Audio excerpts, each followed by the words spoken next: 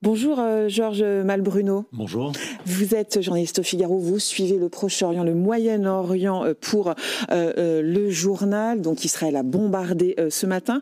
Qu'est-ce qui a été donc frappé? Ce sont les cibles ont été multiples, des cibles nucléaires, politiques et militaires. Oui, voilà, il y a eu une multitude de cibles qui ont été visées, des sites nucléaires, notamment le site d'enrichissement d'uranium à Natanz. Il y a eu des sites militaires également, et puis il y a eu des cibles humaines, puisque, vous l'avez dit, Israël a éliminé le chef des gardiens de la Révolution, Hossein Salami, qui est un des personnages les plus importants du régime iranien, ainsi que le chef d'état-major de l'armée. Et donc, on a assisté probablement à une décapitation, un début de décapitation du régime iranien, parce que Hossein Salami, c'est le chef des gardiens de la Révolution. Les gardiens de la Révolution, qu'est-ce que ça signifie ? C'est l'unité d'élite en charge de la protection du régime. Et, donc là, c'est le cœur nucléaire. C'est le cœur du régime, et en plus nucléaire, parce que c'est eux qui gèrent le dossier nucléaire. Donc, c'est vraiment, je dirais, un levier, une clé de voûte du système iranien.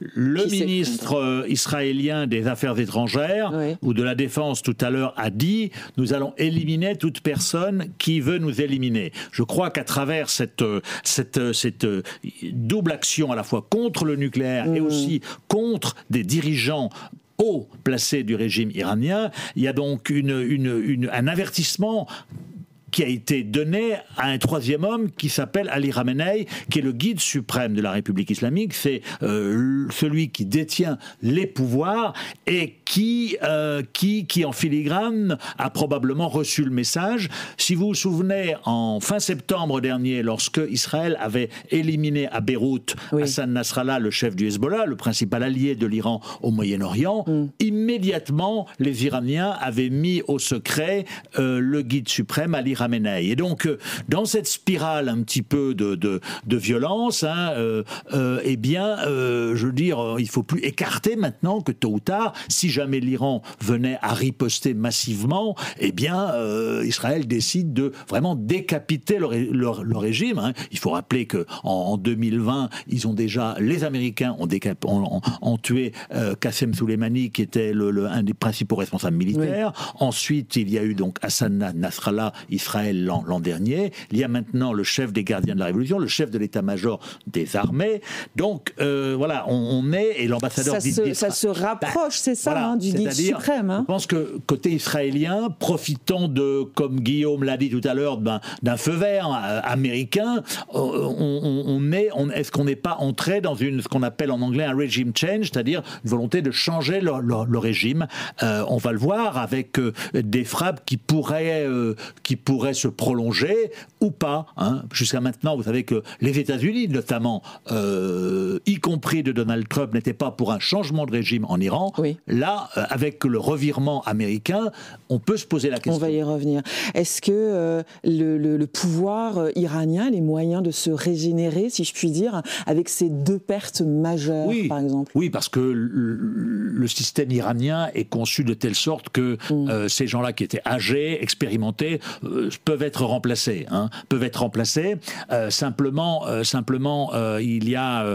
c'est un coup dur pour le régime iranien, qui est déjà affaibli en interne par une crise économique très sévère, très par forte, un discrédit qui l'affecte de la part de la population. Ce qui va être intéressant de voir, c'est que vous savez, à peu près, il y a 20%, 25% d'Iraniens qui soutiennent le régime, et il y en a 75% qui ne le soutiennent pas. Est-ce qu'ils ne le soutiennent pas, mais ils ne sont pas forcément prêts à agir pour le renverser? C'était ce qu'on avait vu après les émeutes, vous vous souvenez, les manifestations de 2022. Il va y avoir beaucoup d'Iraniens qui silencieusement vont approuver, et puis il peut y avoir aussi ce que j'appelle un réflexe de nationalisme, parce que le nucléaire fait partie de la fierté nationale iranienne. Il faut rappeler que le Shah d'Iran a lancé le programme nucléaire avant même donc 1979, grâce à l'aide de la France, et que pour les Iraniens, ça fait partie de la fierté. Donc il peut y avoir une espèce de sursaut nationaliste que le régime va probablement instrumentaliser, mais... Une fierté ou une assurance vie aussi du régime? Et alors, c'est une assurance vie dans la mesure où, si vous voulez, l'Iran a commencé à le dire, on va donc, ces frappes justifient l'enrichissement d'uranium. Vous savez que c'était une des principales divergences dans les négociations qui ont lieu, qui devaient recommencer dimanche à Oman entre Américains et Iraniens. Là, les Iraniens risquent de dire, en tout cas c'est ce qu'ils disaient avant, pour avertir sur les dangers d'une frappe israélienne, si jamais Israël sort du cadre qui est établi là et attaque nos installations nucléaires, nous aussi nous sortirons de ce cadre, nous nous retirerons du traité de non-prolifération nucléaire et nous procéderons à un essai, à un test nucléaire, c'est-à-dire là, on basculera dans une autre dimension. Alors, est-ce que l'Iran le fera? Je n'en sais rien, mais il y a un risque que l'Iran... Là, il y a un cap qui a été franchi. Là, il y a un cap qui a été franchi. Des lignes rouges ont été franchies, Les lignes rouges ont été franchies, et donc... Un régime se sentant menacé dans sa survie pourrait tenter de se sanctuariser aujourd'hui en allant encore plus vite vers la bombe, ce qui serait évidemment le contraire de ce qui est recherché par Israël et par d'autres. On n'en est pas là, mais c'est un des principaux risques de cette crise. Alors justement, faisons un petit focus sur le nucléaire en Iran. Ils en étaient où de ce qu'on sait, les Iraniens? Ils en étaient qu'ils avaient enrichi beaucoup d'uranium à un taux bien au-delà de ce que permet l'accord international de 2015, dont les États-Unis se sont retirés. Voilà. Donc, ils ont enrichi, je crois, on est à 400 kilos à 60%. Donc, ils étaient vraiment très, très proches de la capacité à construire une bombe. Ensuite, eux étaient engagés dans des négociations, vous le savez, avec les Américains. Et ces négociations, en gros, butaient sur justement cet enrichissement. Au début, Trump a laissé dire à son négociateur que les États-Unis n'étaient pas opposés à ce que l'Iran enrichisse, comme le TNP le prévoit, jusqu'à 3,5%. Ensuite, sous la pression en particulier d'Israël, les États-Unis sont revenus. Donc ça a crispé, et c'était le point de crispation de ces négociations qui devaient reprendre, je vous le répète, dimanche à Oman. Les Iraniens, en contrepartie, n'étaient pas très contents parce que ils estimaient que les Américains ne leur donnaient pas suffisamment de garanties qu'en échange de gestes qu'ils feraient, eh bien, ils obtiendraient une levée des sanctions. C'est ce pourquoi l'Iran a construit son programme nucléaire pour le négocier comme il l'avait fait en 2015. Et donc là, on était vraiment dans le dur, et on sentait bien que les négociations achoppaient. Il faut rappeler aussi, je ne sais pas si Guillaume l'a dit, mais Israël avait dit dès le début de ces négociations qu'il n'aimait pas. Netanyahou n'aimait pas ce que Witkov rencontre à Rakchi, à Oman. Oui, et on se souvient d'ailleurs que quand Donald Trump est allé au Moyen-Orient dernièrement, il n'est pas allé en Israël. Il n'est pas allé en Israël.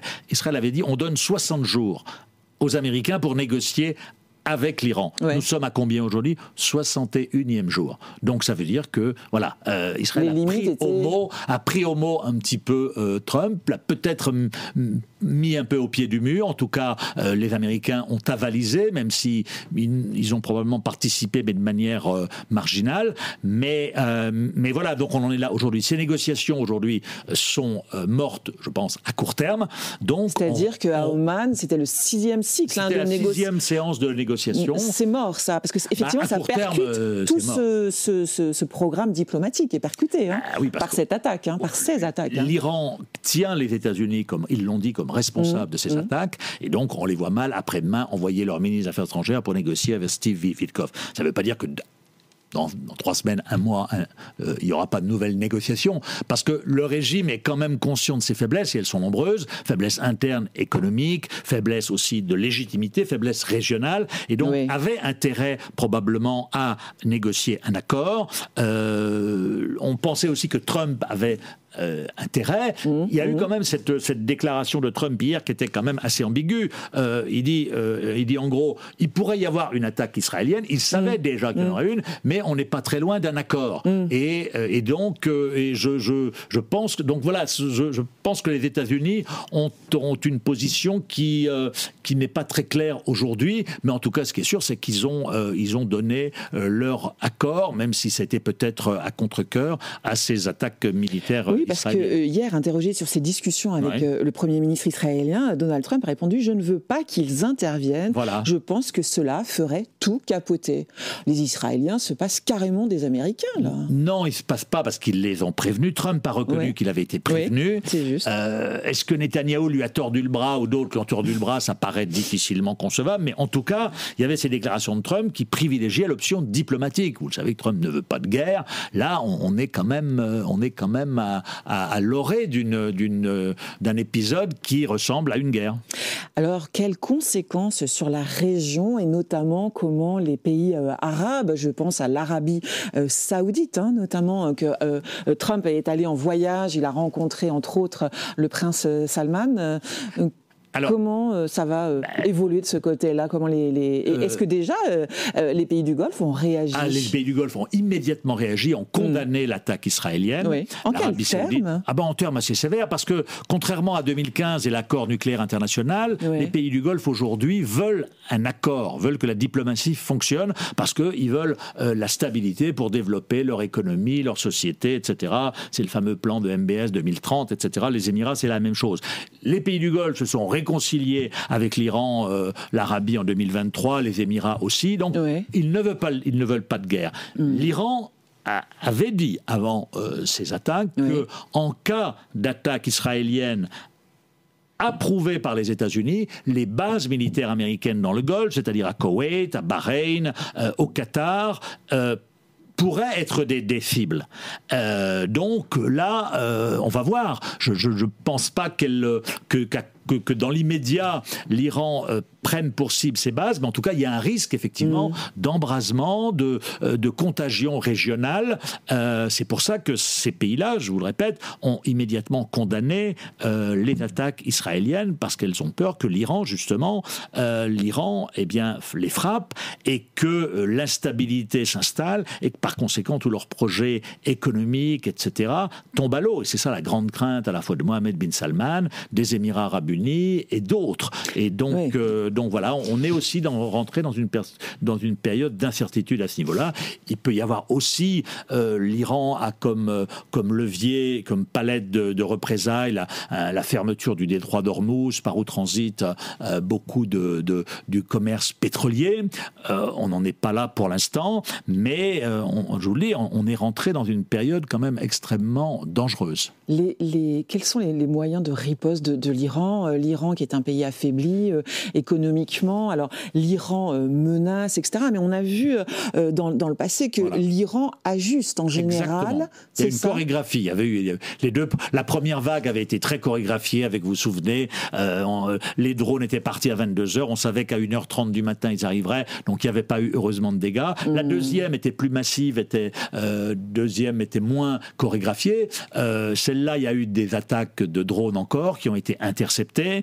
Voilà, il peut y avoir un effet de saturation s'il y a beaucoup de drones, et donc un certain nombre de drones peuvent atteindre leur cible en Israël. Parce que les drones, ils passent un peu sous les radars, voilà. C'est ça leur avantage. Voilà, il peut y avoir cet effet de saturation s'il y en a beaucoup qui sont lancés au même moment. L'Iran a tendance à beaucoup rappeler qu'ils ont une capacité de détruire, etc. Bon, il faut rester quand même prudent, parce que leurs capacités sont assez réduites aujourd'hui. Mais il y a, je vous le disais, l'option de frappe, de riposte contre des bases américaines dans le Golfe.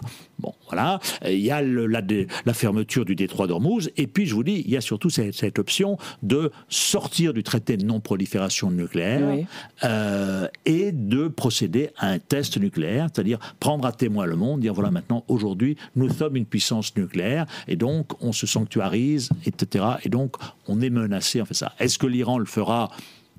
Je n'en sais rien, mais ça fait partie de cette palette de riposte que l'Iran peut avoir, parce que effectivement le régime a subi On peut parler d'humiliation là quand même, ou humiliation, pas oui, mais c'est pas la première. C'est pas la première. d'Israël. Mais je veux dire.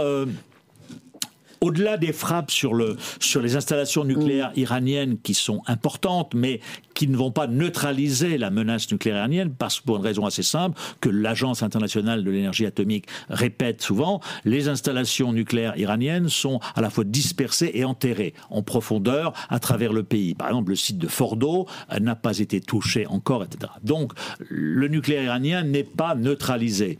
Et donc on est plutôt, je vous le répète, sur je pense sur un objectif israélien conforme à ce qui est celui de Benjamin Netanyahou depuis l'après 7 octobre, c'est-à-dire d'éliminer les menaces qui nous entourent. Éliminer Hassan Nasrallah, le chef du Hezbollah au Liban, tenter de le faire les Houthis au Yémen, et puis éliminer les menaces... Oui, il parle de questions existentielles pour Israël. Et je vous le répète, ce matin, le ministre, je ne sais plus si c'est de la Défense ou des Affaires étrangères, a dit « Nous allons éliminer toute personne en Iran qui veut nous éliminer ». Et la plus haute personne qui répète parfois qu'on veut éliminer Israël, c'est le guide suprême. Donc voilà, on est dans cette, dans cette tentation peut-être israélienne de changer un régime en Iran. Et encore une fois, je vous dis, pour l'instant, la communauté internationale, y compris les États-Unis, n'était pas dans cette option-là, de regime change, comme on dit en anglais.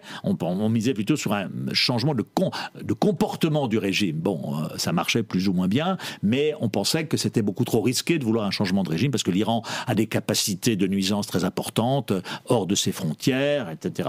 Avec des missiles balistiques aussi qui sont qui peuvent être très dangereux. Donc, est-ce qu'Israël s'est pas engagé dans cette voie? On le saura s'il y a justement une campagne de bombardement qui dure. C'est ça que vous allez guetter ces prochains jours, oui. Georges Malbruno, vous qui connaissez bien ce dossier. C'est très important de savoir. En 1980, l'Irak de Saddam Hussein a lancé une guerre contre l'Iran pour affaiblir avec notre appui. Là, on n'est pas dans la même situation, mais si les frappes continuent, ça veut dire qu'Israël a une volonté vraiment de réduire la capacité d'action iranienne de manière très importante et non pas se contenter d'une frappe ponctuelle. On va voir, on nous dit que en fonction des ripostes iraniennes, Israël poursuivra ou poursuivrait, on le verra au cours des prochains jours. Merci Georges Malbruno. On vous lit bien sûr sur Le Figaro, dans nos pages et sur le site. Merci d'avoir été avec nous. Et puis on va suivre aussi Donald Trump qui va réunir son Conseil de sécurité nationale. Ce sera à 15h dans cet après-midi.